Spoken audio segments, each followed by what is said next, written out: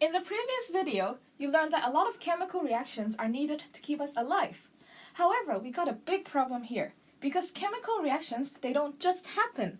In order for chemical reactions to take place, we need other conditions. Now let's think about this from a microscopic view.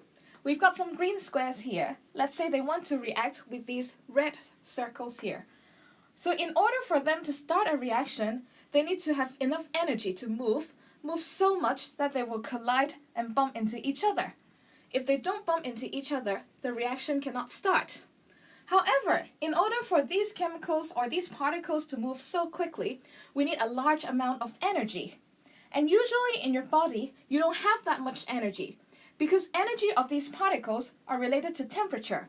If you want them to have enough energy, your body temperature will be way higher than 37 degrees.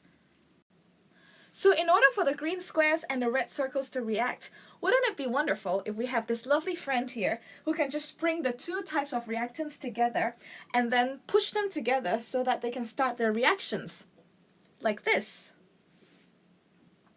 And then after the reaction, when the product is formed, this wonderful friend can go back and take in more substrate to start the reaction.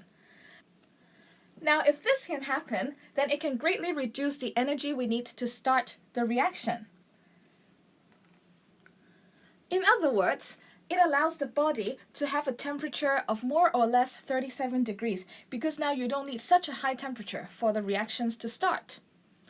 Now, this good friend is called enzymes, and we will learn about it in this chapter.